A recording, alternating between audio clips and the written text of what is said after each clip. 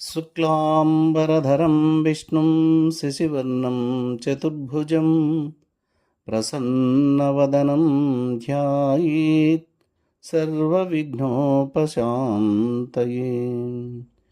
ఓం గురుబ్రహ్మా గురుర్విష్ణుః గురుదేవో మహేశ్వరః గురుస్సాక్షాత్ పరబ్రహ్మ తస్మై శ్రీ గురవే నమః. నారాయణ సమారంభం వ్యాసశంకరమధ్యమం అస్మదాచార్యపర్యంతం వందే గురుపరంపరాం. ఓం శ్రీ గురుభ్యో నమః. ప్రియాత్మ బంధువులైనటువంటి శ్రోతలకు ప్రేక్షకులకు నా హృదయపూర్వక నమస్సుమాంజలులు. జ్ఞాన వాసిష్టము 6వ ఎపిసోడ్ నందు మోక్షోపాయమును గురించి తెలుసుకుందాం. వశిష్ఠ మహర్షి శ్రీరామచంద్రుడితో ఇలా చెబుతున్నాడు: ఓ శ్రీరామచంద్ర, మోక్షము అనే రాజభవనమునకు 4 ద్వారపాలకులు ఉన్నారు. వారెవరనగా,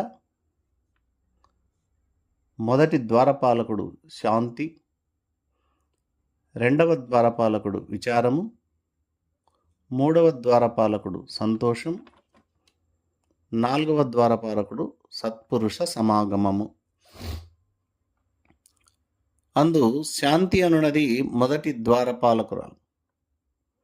దానిని సేవించి వశము చేసుకుంటే చీకట్లు సూర్యుని చెంత ఎలా చేరలేవో అలాగా దుఃఖములు, ఆశ, మనోవ్యధలు మన సమీపానికి కూడా రావు. చిత్తము శాంతిని పొంది కలిగే మహాసుఖము అమృతము పానము చేసినను కలగదు. ఓ శ్రీరామ, శుభ అశుభములలో దేనిని విన్నను, దేనిని తాకినను, దేనిని చూచినను, దేనిని ఆస్వాదించినను ఏ పురుషుడు తన చిత్తమునందు హర్ష శోకములను పొందడో, రాగద్వేషములను పొందడో అతడే శాంతుడని చెప్పబడును. మునులైనా సరే, గృహస్థులైనా సరే, రాజులైనా సరే, పండితులైనా సరే, వీరులైనను సరే, గుణవంతులైనను సరే, శాంతి కలవాడే సర్వోత్తముడై ప్రకాశిస్తాడు. గొప్ప బుద్ధిగల మహాత్ములు ఈ శాంతిని ఆశ్రయించి కృతార్థులైరి. ఓ శ్రీరామ, నీవును మోక్షసిద్ధికై ఈ శాంతిని అవలంబించుము. శ్రీరామచంద్ర, ఇక 2వ ద్వారపాలకుడగు ఆత్మవిచారము యొక్క ప్రభావమును వినుము. ఈ ప్రపంచం అజ్ఞానము చేత కలిగినది అని గమనించినటువంటి పురుషుడు సర్వకాలములందును ఆత్మవిచారణ చేయవలయును.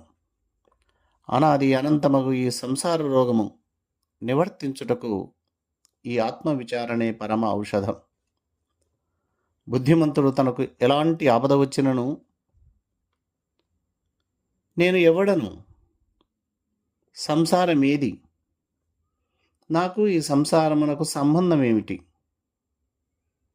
ఈ సంసారము శాశ్వతమా అశాశ్వతమా, నేను శాశ్వతుడును కదా, ఈ సంసారం అశాశ్వతము కదా, ఈ సంసారము లేనిదే కదా, నేను ఉన్నవాడనే కదా అని విచారించి సరైనటువంటి నిర్ణయం తీసుకుంటే అతడు ఏమాత్రం చలించకుండా ఉంటాడు. మనస్సు బహువిధములుగా వెళ్ళుచున్నను ప్రయత్నము చేత దానిని గ్రహించి ఆత్మవిచారణ యందే నిలపాలి. నేనెవడను, సంసారం అనే పేరు గల ఈ దోషం నాకెలా వచ్చింది అని బాగా విచారిస్తే దానినే ఆత్మవిచారణ అంటాం. ఈ ఆత్మవిచారణ చేత బుద్ధి బాగా పదునెక్కుతుంది. అలాంటి పదునైన బుద్ధే, అలాంటి స్థిర బుద్ధే పరమపదమును గాంచుతుంది. ఓ శ్రీరామచంద్ర, ఇక 3వ ద్వారపాలకుడు సంతోషం. సంతోషమే గొప్ప శ్రేయస్సు. సంతోషమే శ్రేష్టమగు సుఖము. సంతోషము అనే అమృతాన్ని పానము చేసి చిత్త విశ్రాంతి కలిగి ఏ మహాత్ములు ఉంటారో అట్టివారు ఇంద్ర పదవిని కూడా విషతుల్యముగా చూస్తారు. తాను కోరిన వస్తువు దొరకకపోయినను ఎలాంటి దుఃఖమును చెందక దొరికిన దానితో తృప్తి చెందుతూ హర్ష శోకములను చెందక సమచిత్తులై ఉంటారు. అట్టివాడే సంతుష్టుడైన యోగి. అలాగాక ఆశా పిశాచానికి లోబడితే అతని చిత్తమునందు ఆత్మజ్ఞానం ప్రతిబింబించదు. అందుకే సుమతి శతకకర్త బద్దెన గారు కూడా కోపం గురించి, శాంతము గురించి, దయ గురించి, సంతోషం గురించి, దుఃఖం గురించి చాలా చక్కగా చెప్పాడు.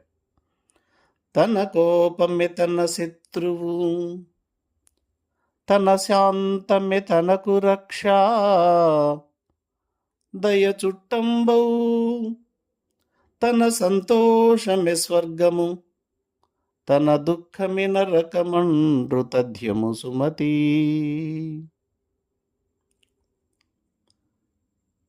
ఎవరి కోపం వారికి అదే శత్రువుగా మారుతుంది. ఎవరు శాంతంగా ఉంటారో అలాంటి వారికి శాంతమే రక్షగా ఉంటుంది. ఎవరు దయాగుణం కలిగి ఉంటారో వారికి ఆ దయాగుణమే చుట్టమై సహాయపడుతుంది. ఎవరు సంతోషంగా ఉంటారో వారికి అదే స్వర్గము.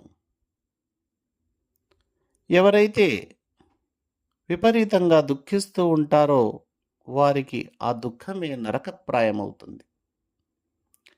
కాబట్టి సర్వకాల సర్వ అవస్థలలో శాంతముగా, సంతోషముగా, దయాగుణంతోనే ఉండాలి. అంతేగాని పొరపాటున కూడా కోపంగా, దుఃఖంగా ఉండకూడదు అనే విషయాన్ని మనం గుర్తు చేసుకోవాలి. ఓ శ్రీరామచంద్ర, మోక్ష ద్వారపాలకులు నలుగురిలో సాధు సంగమం, సత్సాంగత్యం చాలా ప్రధానమైనది. ఇది తక్కిన వారికి ఉపకారం చేస్తుంది. సత్పురుషులతో సాంగత్యం చేయకపోతే శాంతి మొదలగు సద్గుణములు అలవడవు. సత్పురుష సమాగం వల్ల దానములు చేసిన ఫలితం వస్తుంది.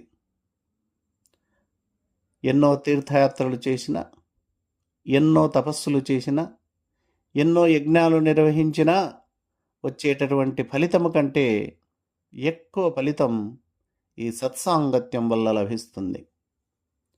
పరమార్థతత్వము తెలిసినటువంటి సత్పురుషులను, సాధుపుంగవులను, మహాత్ములను అవశ్యముగా సేవించవలయును. మనస్సును నిగ్రహించి దృఢమగు పురుష ప్రయత్నము చేత శాంతి, విచారము, సంతోషము, సత్సాంగత్యం అనే ద్వారముల గుండా లోనికి ప్రవేశించి మోక్ష సౌధమును చేరవచ్చు. తద్వారా బ్రహ్మజ్ఞానం దొరుకుతుంది. దానిచే సంసార దుఃఖం నశిస్తుంది, జన్మరాహిత్యం కలుగుతుంది. అతి శాంతులవై ఏకరూపము కలిగి ఉంటారు. కావున ఓ శ్రీరామచంద్ర, చెడ్డవారి చెంతపోక, దుర్జనులతో సాంగత్యం చెయ్యకుండా కేవలం సత్పురుష సమాగమం ఆచరించుచు శాంతి మొదలగు సద్గుణముల చేత బ్రహ్మజ్ఞానమును తప్పనిసరిగా సంపాదించవలయును. ఏ పురుషుడు విచారశీలుడై తెలుసుకొనదగిన పదార్థమును తెలుసుకుంటాడో అట్టివారి మనస్సు అప్రయత్నముగా విశ్రాంతిని పొందుతుంది. జ్ఞానమే స్వరూపంగా కలిగినటువంటిది, సర్వవ్యాపకమైనది, ఆవరణము లేనిది, సమస్తమును ఎరుంగునది అయిన ఆ పరబ్రహ్మస్థితిలో నిలిచిపోవడమే మోక్షరూపమగు పురుషార్థం అని వశిష్ఠుల వారు శ్రీరామచంద్రునికి బోధ చేశాడు. తరువాత ఎపిసోడ్లలో జ్ఞాన వాసిష్టంలోని ఉత్పత్తి ప్రకరణము గురించి తెలుసుకుందాం. అందరికీ నా హృదయపూర్వక నమస్సుమాంజలులు. ఓం అసతో మా సద్గమయ తమసో మా జ్యోతిర్గమయ మృత్యోర్మామృతంగమయ. ఓం శాంతి శాంతి శాంతి. హరి ఓం తత్సత్.